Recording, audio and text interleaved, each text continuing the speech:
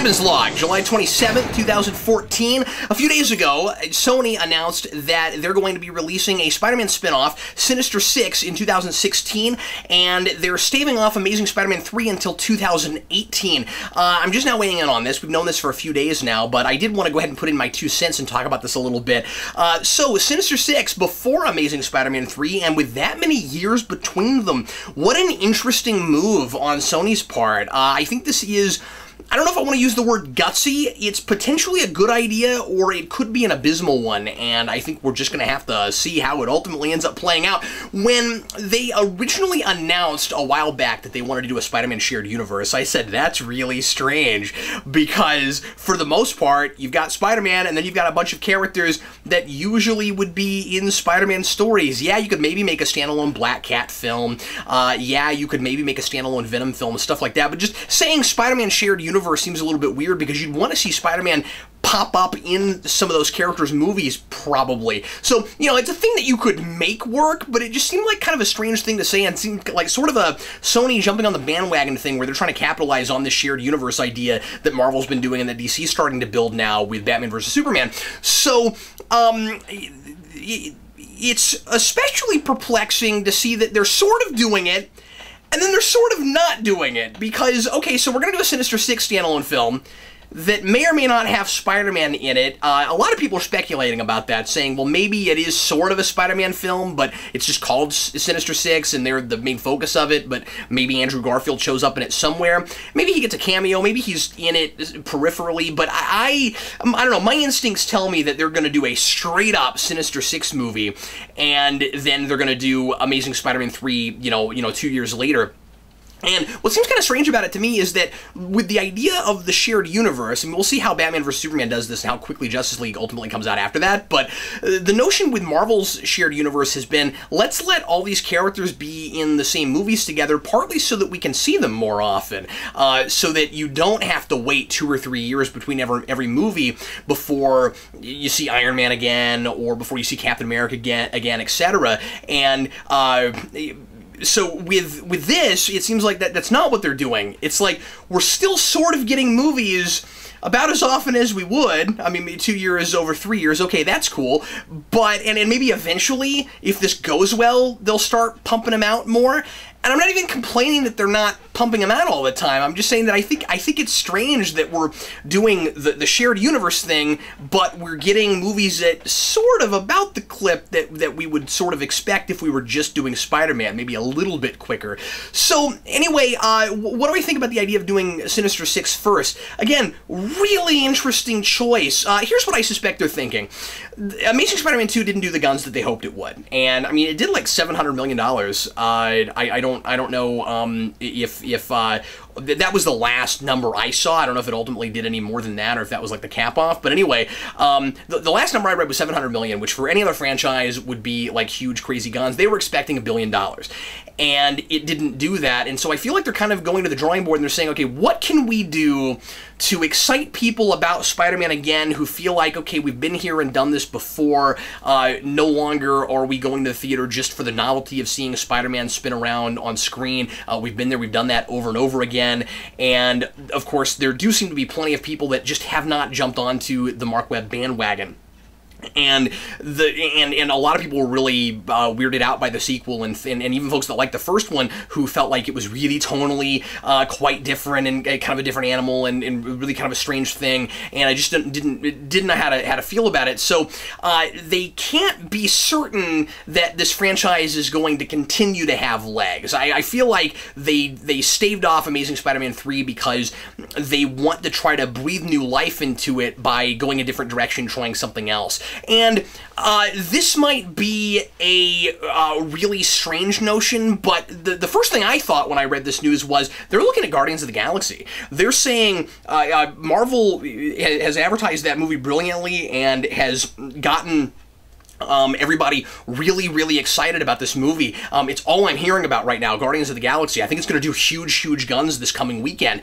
And I think they're looking at that and saying, people aren't sick of superhero yet, but they want fresh blood. They want something new. They want properties they either haven't heard of or didn't expect to get to see, or just something different.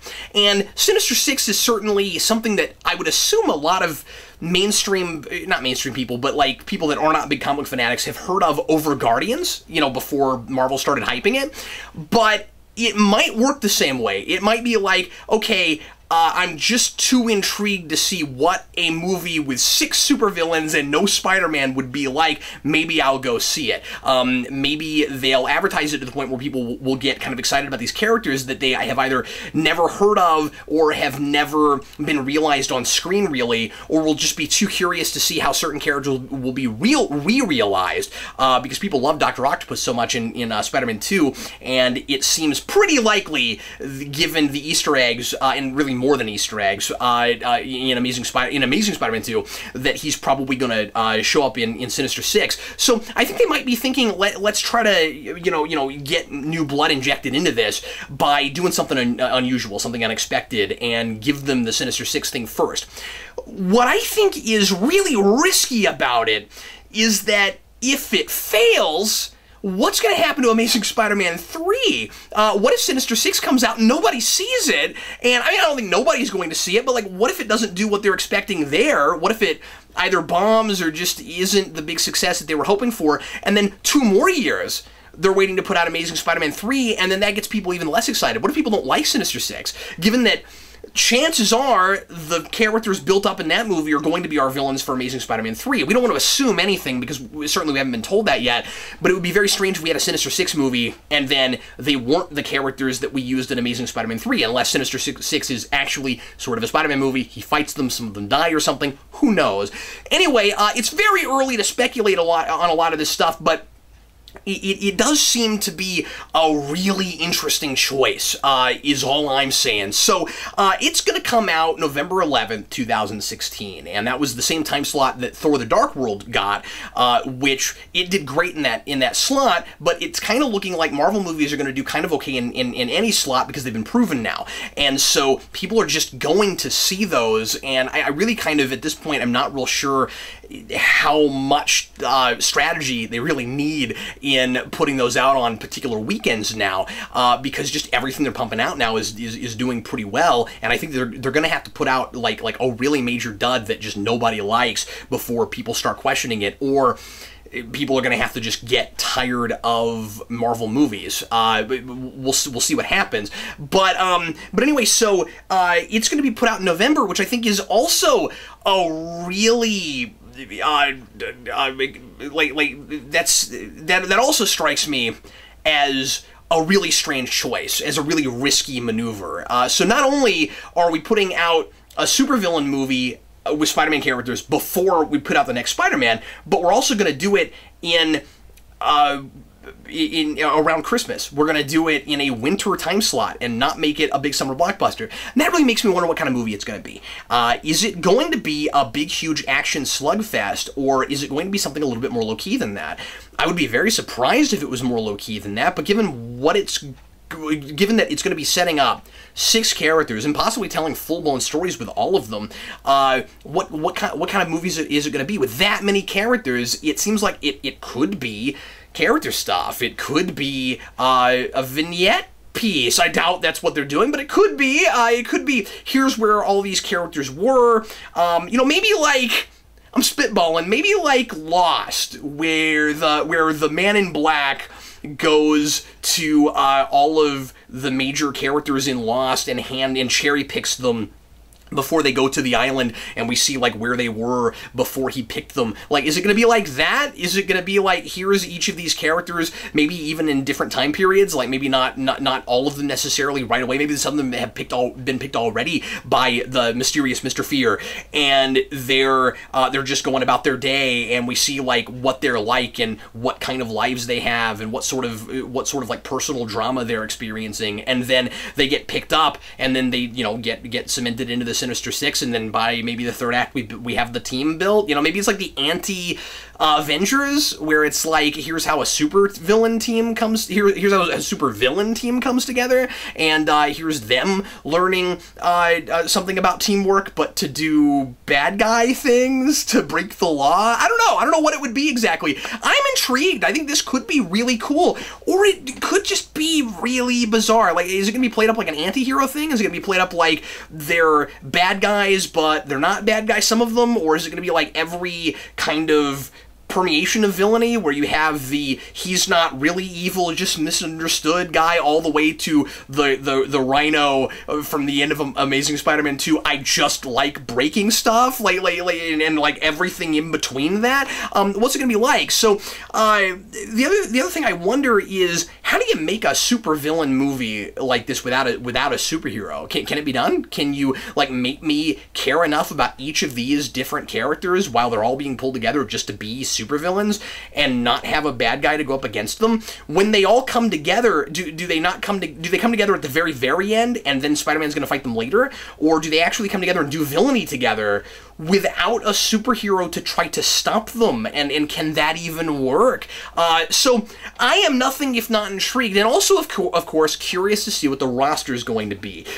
So a lot of folks think that the roster is pretty well set, and I'm going to be curious to see if it's what a lot of us are thinking it's going to be, or if it's going to be different. So because here's the thing, there's the major six that you kind of expect because of characters we've had already, and then major Easter eggs. But then there have been like mentions and subtler Easter eggs of enough that we could about do two different Sinister Sixes right now. I want to go down the list. So I think what it's likely to be so far is Green Goblin, certainly. He and Rhino, I think, are the two that we can be absolutely positive are going to be on this team. Green Goblin, Rhino. But then after that, because you've got the room with the 6 doors, and you've got the like apparatuses for costumes already built up, surely Doc Ock is going to be one, and surely Vulture's going to be one, because they made such a big deal out of those even in the trailer, that's got to be where they're going, I'm sure. So Rhino and so Green Goblin, Rhino, Doc Ock, Vulture, I think we can be pretty darn sure are going to be in there. And then it's likely Electro is in there, even though he supposedly died in the movie, because you've got Jamie Foxx saying you can't kill electricity, and he keeps talking about the character coming back. We have to take that with a grain of salt. That might just be wishful thinking on his part, because he wants to come back and play the role again. He appears to have just loved playing that role, and you can kind of see it in his performance. Despite my reservations about what they did with that character in that movie, he was having a really good time. And so I would not be surprised if they didn't bring him back. And then I would be really surprised if Lizard wasn't on that team, especially because he was the first person Mr. Fear comes to at the end of the first one. So what is the point of that, unless it's just simply setting up Mr. Fear and he's just trying to get information about Peter Parker and his parents. So anyway, those seem to be probably the 6. But beyond that, we've got references for Mysterio. He seems like the biggest candidate if they drop Lizard or Electro. Craven is referenced in a couple of places. There's a place in there with a saber-toothed tiger skull. And that's a reference to, as far as anybody can tell, to Kazar, who in the comics, apparently there was I haven't read it, but apparently there's a story with Kazar that explains how Kraven became a hunter, and so it seems likely that that was a reference to Kraven. There's been viral marketing about Carnage, and there's a bit with a storage unit in the movie in Oscorp about Venom, with something about like a Venom formula or something. So that's probably there. And then there is references to there's like in somewhere on a computer there's a reference to Morbius, and then of course Smythe is in the movie. And then, we have Felicia, we have Black Cat. I doubt she's going to be a Sinister Six member, but chances are she ends up becoming Black Cat. I would assume at some point, maybe Amazing Spider-Man 3, people really crying for that pretty hard during the Raimi films. We never got it, so I would be really surprised if they didn't do that. So anyway, tons of things it could be. Could it be that one of the members ends up being Venom instead of somebody else, and that's how they set him up in order to eventually be in his own movie? Or do we have Eddie Brock in, maybe Eddie Brock's in Sinister Six? I just thought of that. Maybe like he is at the Daily Bugle, and this is our first foray into the Daily Bugle, and maybe he's kind of our good guy, and he's going around like he's an investigative reporter, and he's figuring what's going on out, and it's kind of like Watergate kind of thing, and he's figuring out this whole conspiracy inside of Oscorp. I just thought of that. I don't know, but like something like that could be really interesting. Or maybe he gets set up in Amazing Spider-Man 3. Who knows? But there's been all this talk about a Venom movie. It's not been slated yet. I really kind of thought that was going to happen before a Sinister Six movie. I figured they'd do Venom and like maybe alongside Amazing Spider-Man 3, and then do Sinister Six after that. But that's not what they're doing. So, you know, the big pros to doing Sinister Six first are that you can you can build these characters and let us know who they are before they show up in Spider-Man's movie. So they're already fleshed out. We've already done all that character building, and then you can avoid that Spider-Man 3 problem of too many villains that are kind of underdefined and kind of just two-dimensional bad guys. But I don't know, the big con I can see to it is it might just be a bunch of two-dimensional bad guys anyway, all in a movie together, and kind of, you know, who cares about that? That seems kind of weird to do for superhero. But I want to keep an open mind.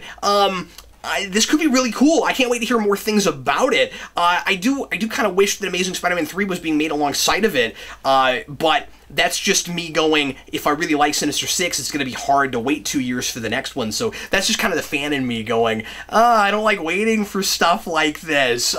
But it could be a really good business strategy, or it could be crazy talk. So anyway, what do you folks think? I'm looking forward to seeing the comments. Who are you hoping is on the Sinister Six roster, and where do you think they're likely to go with Amazing Spider-Man 3 and Venom and all of that stuff? Leave your comments. Looking forward to reading them. And thanks as always for watching. I sure appreciate it. I'm Captain Logan, and this is the end of today's Captain's Log.